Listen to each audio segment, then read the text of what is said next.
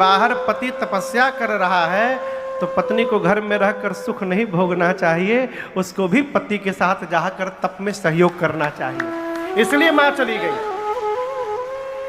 लक्ष्मण जी क्यों चले गए?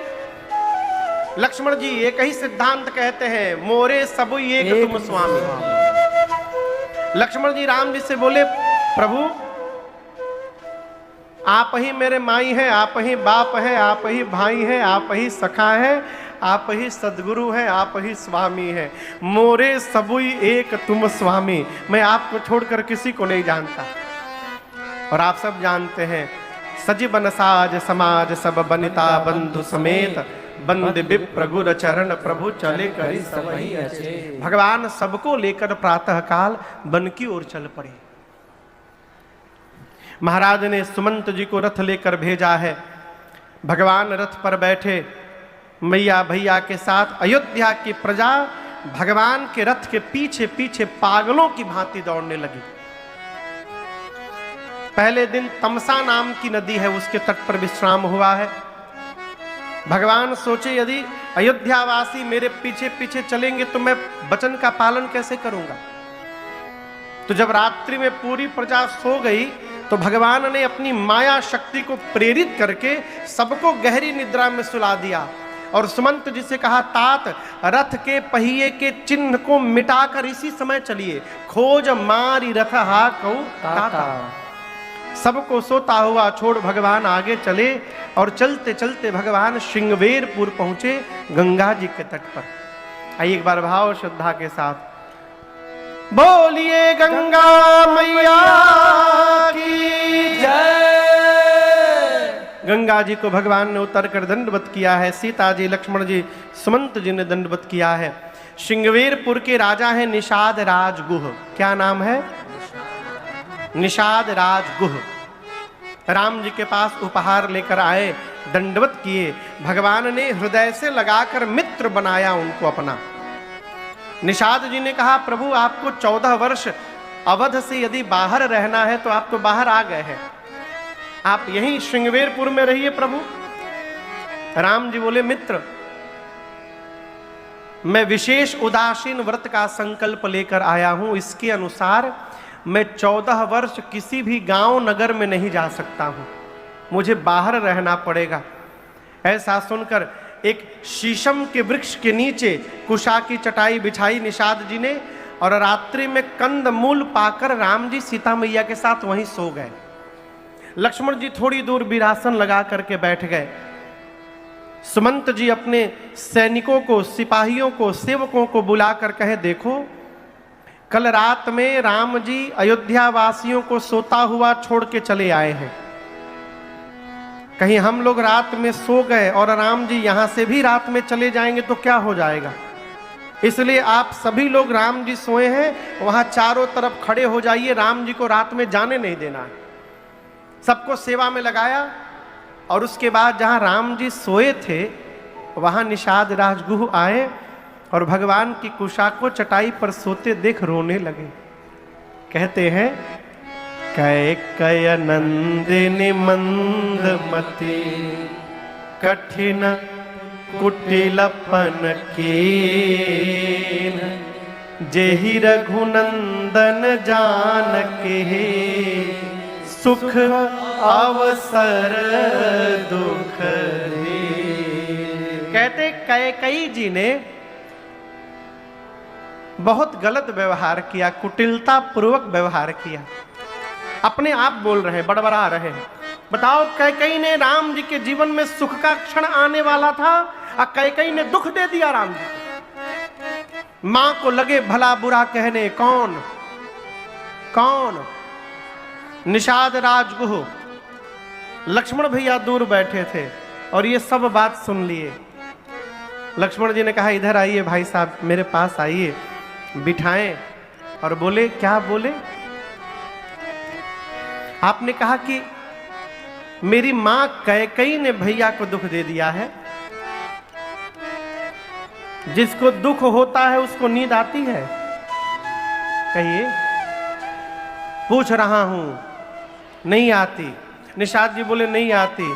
लक्ष्मण जी बोले देखिए राम भैया चकाचक सो रहे हैं, इनको यदि दुख होता तो नींद आती। और आपने कहा कि कैकेयी मैया ने दुख दे दिया। निषाद राज ध्यान से सुनिएगा, जीवन में न कोई किसी को सुख दे सकता है न कोई किसी को दुख दे सकता है। हम अपने द्वारा किए हुए कर्म से सुखी होते हैं और अपने ही द्वारा किए हुए कर्म से दुखी होते हैं। और खोल के कहूं, और खोल के कहूं, एक बीमारी है जिसका नाम है मोह। सुना है आप लोगों ने? मोह। क्या नाम है? मोह। बहुत खतरनाक बीमारी मोह। गोस्वामी जी कहते हैं मोह सकल व्याधि न कर मूला। इसी मोह के कारण हम हंसते हैं, इसी मोह के कारण हम रोते हैं। ये किसकी तौलिया है?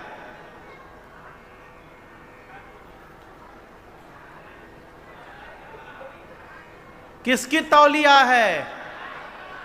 मेरी है ना। ये तौलिया फट जाए तो आपको कष्ट होगा? कोई कष्ट नहीं होगा, लेकिन हमको रात में नींद नहीं आएगी। हाँ सत्य बता रहे हैं। क्यों नींद नहीं आएगी? ये मेरी तौलिया है, इस तौलिया से मुझे मोह है, इसलिए मुझे नींद नहीं आएगी, मैं रात भर दुखी रहूंगा। अब इस तौलिया ने हमको दुखी नहीं किया, इस तौलिया के प्रति जो मेरा मोह है उस मोह ने मुझे दुखी कर दिया। आप समझ रहे हैं?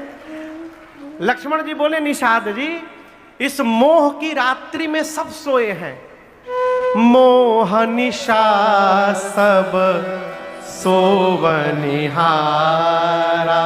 मोह की निशा में, निशा यानी रात्रि में सब सोए हैं, और सोकर देखहि सपना अनेक प्रकार। इस मोह में सोकर सपना देख रहे हैं। एक फ्लैट रांची में हो जाए तो आनंद हो जाए। राजधानी है ना, 2 साल के अंदर एक फ्लैट रांची में हो जाएगा महाराज। अगली बार आप आएंगे तो उसी फ्लैट में रहेंगे। ये क्या है? ये सपना देखा जा रहा है मोह में सोकर। ऐसा होगा, वैसा होगा, ऐसा हो जाएगा तो वैसा कर लेंगे। अब ये यदि सपना पूरा हो गया तो हम सुखी हो गए, और किसी कारण पूरा नहीं हुआ तो हम दुखी हो गए। हमारे सुख दुख का कारण ये सपना है। लड़का को लोग पढ़ा रहे हैं कि महाराज लड़कवा पढ़ के बड़ा हो जाएगा ना, जब कमाने लगेगा तो हम निश्चिंत हो जाएंगे, फिर खूब कथा में आएंगे। एक लोग बोले महाराज लड़का को हम इतना लायक बनाए अपने बेटे को कि वो लायक बन के हमको ही नालायक मान लिया। मैं सत्य घटना सुना रहा हूं आपको। अब आप तो सोचें कि लड़कवा कमाएगा तो हम बुढ़ापे में आनंद करेंगे। आप बैठे हैं बोकारो में, वो चला गया बेंगलोर, दिल्ली, और भी ज्यादा पढ़ लेगा तो विदेश। अब आप बैठ के झुनझुना बजाइए यहाँ पर। अब आप कहेंगे कि लड़के ने हमको दुखी कर दिया। बिल्कुल दुखी नहीं किया। चली होलिका जब मुरारी पधारे, चली होलिका जब मुरारी पधारे, और प्रहलाद जपते थे अग्नि किनारे। हरे कृष्ण गोविंद मोहन मुरारे, हरे कृष्ण गोविंद मोहन मुरारे, हरे कृष्ण गोविंद मोहन मुरारे। जो किस्मत जगत की बनावे सवारे, तो क्यों न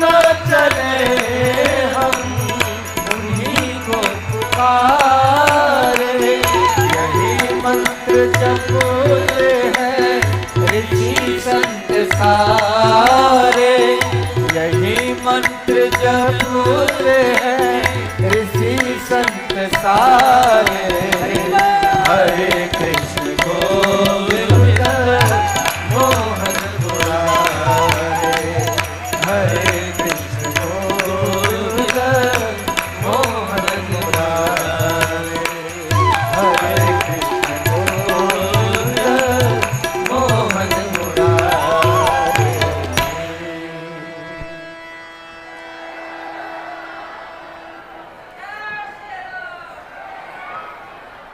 हरे कृष्ण गोविंद मोहन मुरारे। है भगवान का भजन करिए। निषाद राजगुह से लक्ष्मण जी ने कहा, निषाद जी आप जिनके लिए रो रहे हैं वो राम जी जीव नहीं है, राम जी ब्रह्म है। राम ब्रह्म परमार्थ रूपा, ये राम जी परमार्थ के स्वरूप है, ब्रह्म है। और आपसे कहूं मन से, वचन से और कर्म से राम जी के श्री चरण में प्रेम हो जाना, यही जीवन का असली परमार्थ है। मन कर्म वचन राम पद नेहु, सखा परम परमार्थ एहु। लक्ष्मण भैया ने निषाद जी को समझाया है। सवेरा हुआ अगला दिन, निषाद राजगुह से राम जी ने बरगद के वृक्ष के दूध को मंगवाया।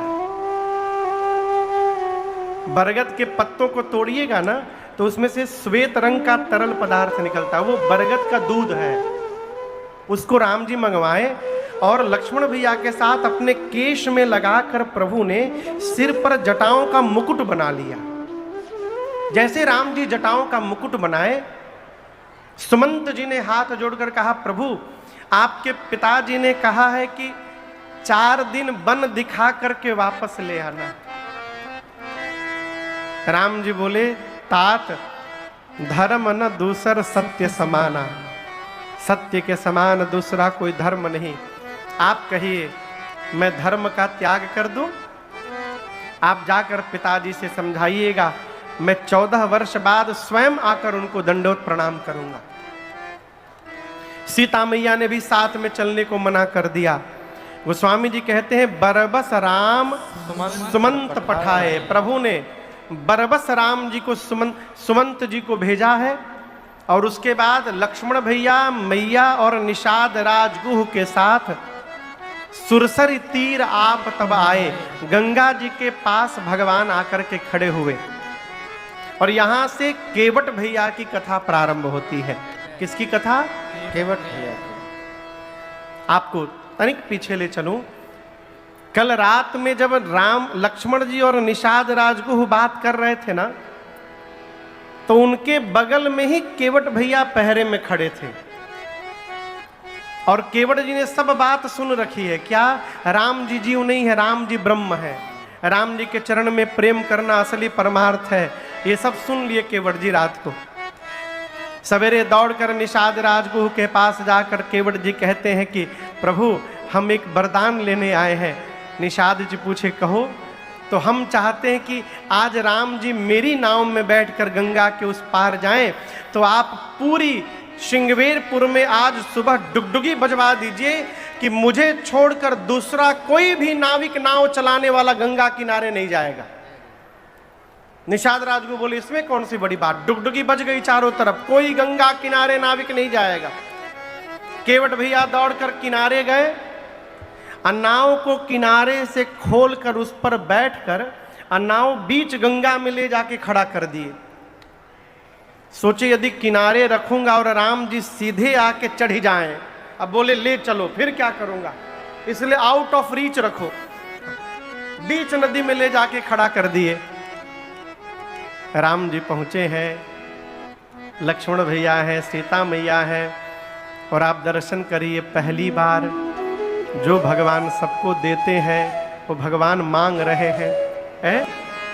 केवट जी, न केवट आना, और केवल मना नहीं किए, ऊपर से बोले, कहई तुम्हारा मरम मैं जाना। केवट जी बोले हम नाव नहीं लाएंगे, हम आपका मरम जानते हैं। क्या जानते हैं? कहिए। अच्छा, किसी आदमी के सामने आप जाकर कह दीजिए हम सब जान रहे हैं हम सब जाना तानी, वो आदमी टेंशन में आ जाएगा, न जाने क्या जान रहा है। कहो सब पता बा हमरा, कौन खेला हो रहल बा।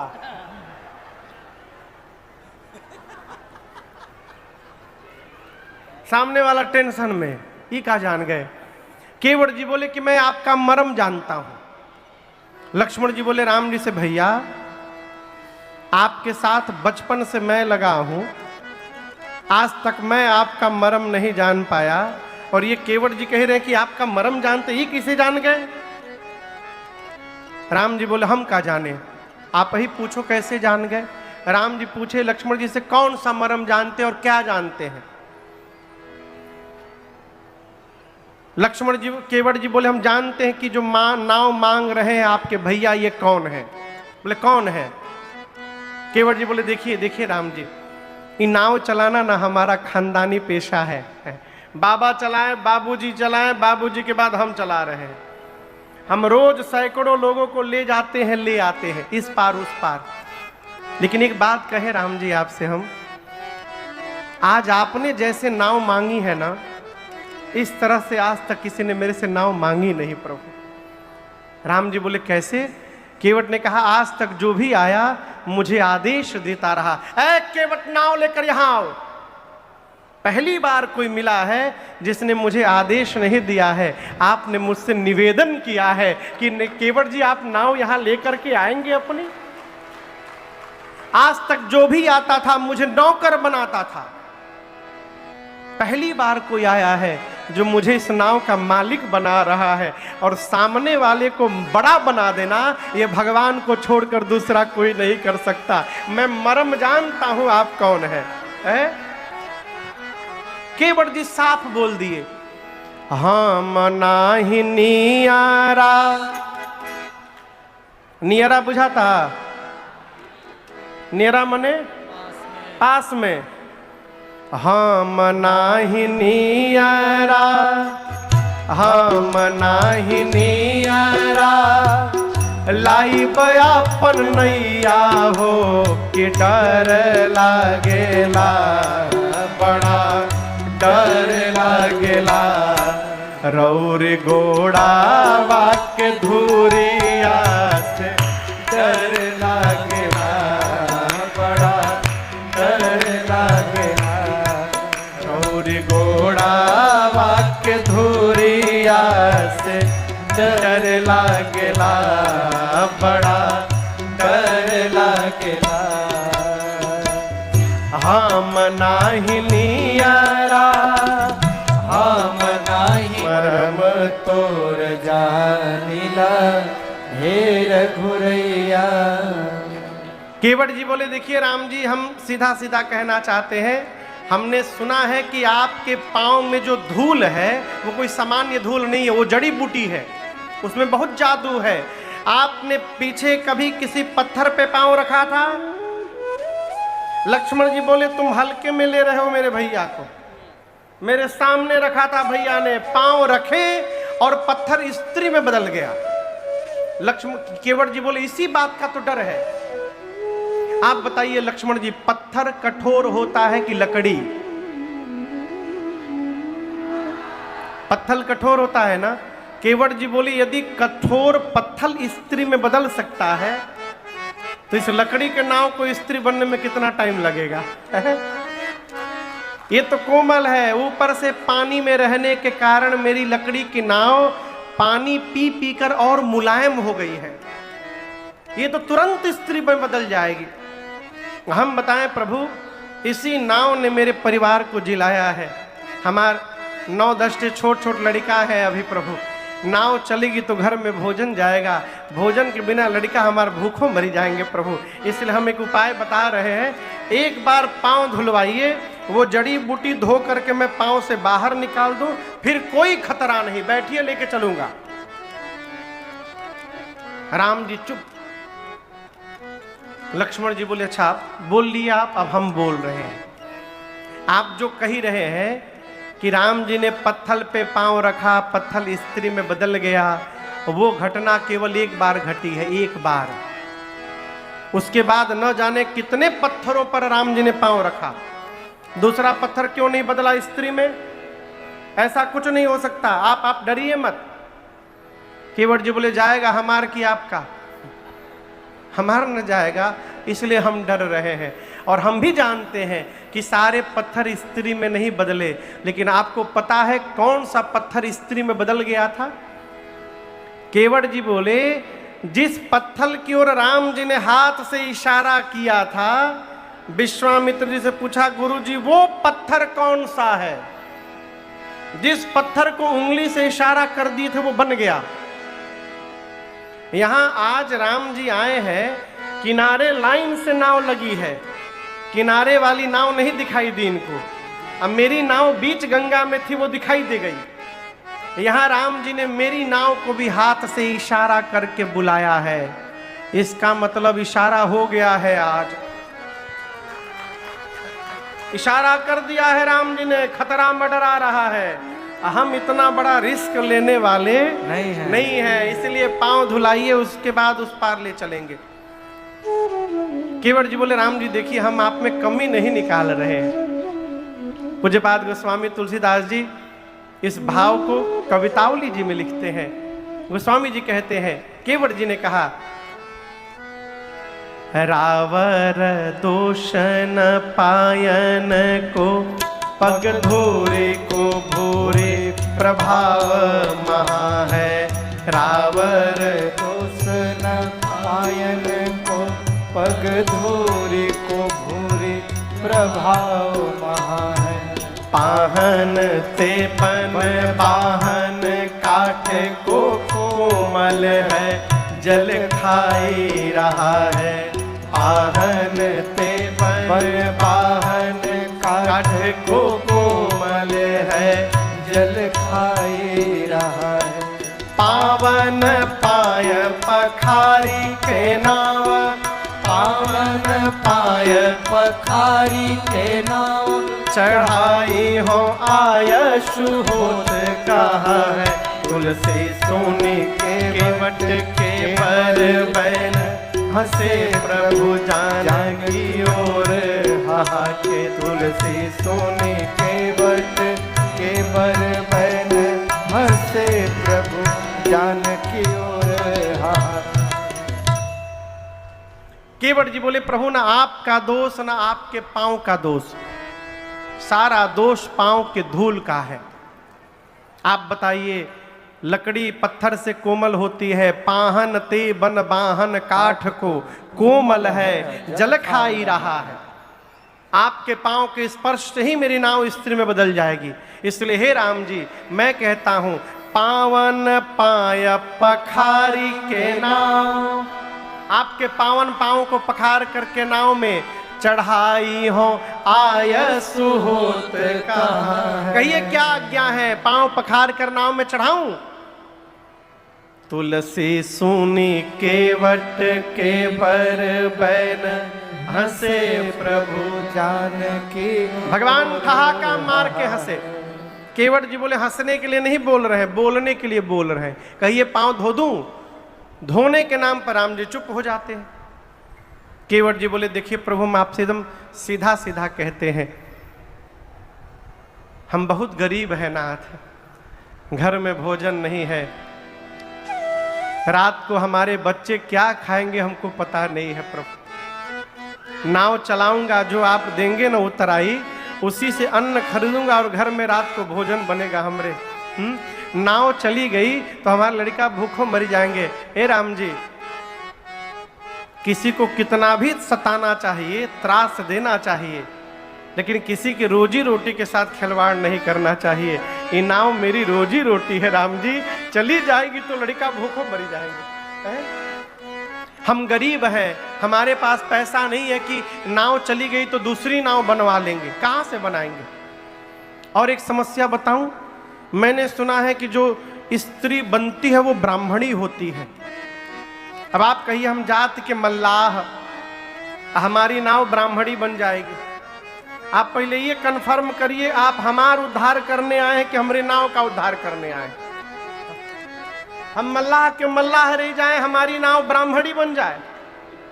और आगे सुनिए, यदि मेरी नाव ब्राह्मणी बन गई तो समस्या का दर्शन करिए। एक पत्नी पहले से मेरे घर में है, इसको लेकर कहां जाऊंगा? वो कहेगी तुम मल्लाह हो, मैं तुम्हारे साथ नहीं रहूंगी, अलग घर बनाओ, कपड़ा लाओ, राशन लाओ, बासन लाओ। आपन कपड़ा तो ही नहीं है, उसका कपड़ा कहां से लेके आऊंगा?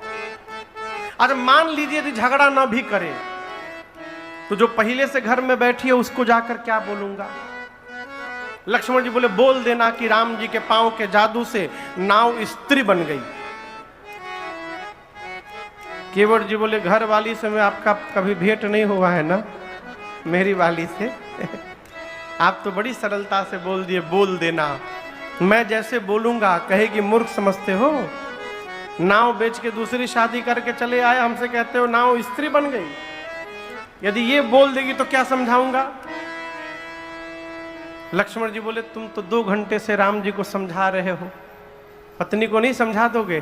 केवट हाथ जोड़ लिया, कहा हे लक्ष्मण भैया, ये राम जी को समझाना सरल है।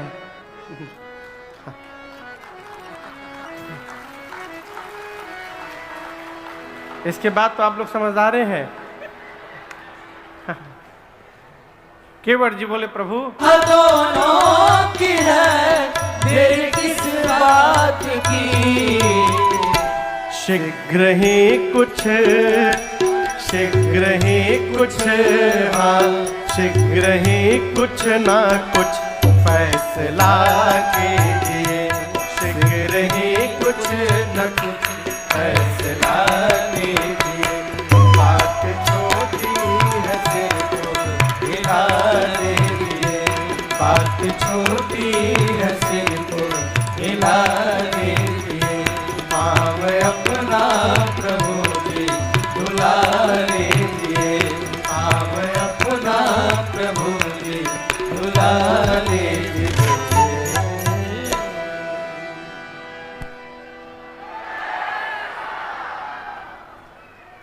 बात छोटी है सिर को हिला लीजिए। केवट जी के प्रभु इशारा कर दीजिए, हम समझ जाएंगे कि आप हाँ बोल रहे हैं, हम तुरंत ला के पानी धो देंगे। धो दे? राम जी चुप। केवट जी बोले भाई ऐसे पैसेंजर से तो आज तक कभी भेंट ही नहीं हुआ था मेरा, कुछ बोल ही नहीं रहे। केवट जी बोले देखिए यदि पांव नहीं धुलाना है आपको तो मेरे पास एक उपाय है। लक्ष्मण जी बोले कौन सा उपाय है? केवट भैया बोले इस नदी के किनारे किनारे थोड़ा आगे चलेंगे, एक जगह ऐसा है मैं जानता हूं एकदम गारंटी के साथ, वहां केवल कमर भर पानी है, नाव की आवश्यकता ही नहीं पड़ेगी। आप आइए मेरे पीछे पीछे, मैं आगे आगे लाठी लेके चलूंगा, पैदल ही पार करा दूंगा।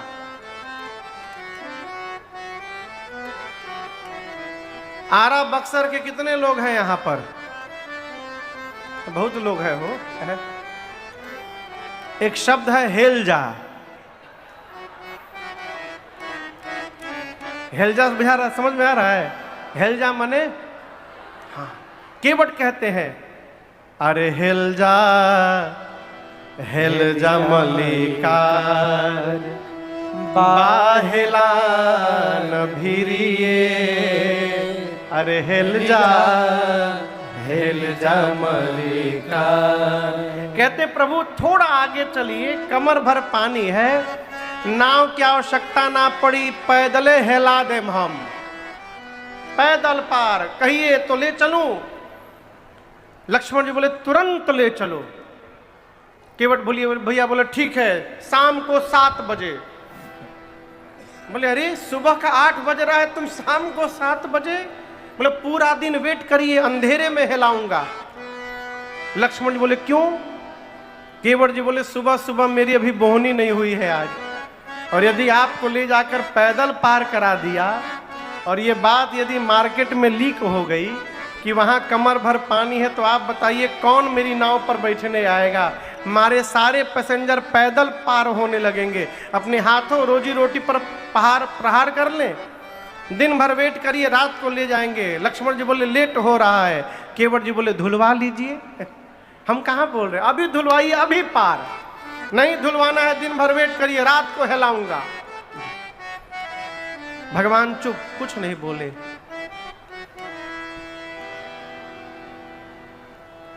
केवट भैया बोले प्रभु मैं सत्य बता रहा हूं, एही प्रतिपालूं सब परिवार। इसी नाव को चलाकर मैं परिवार का पोषण करता हूं।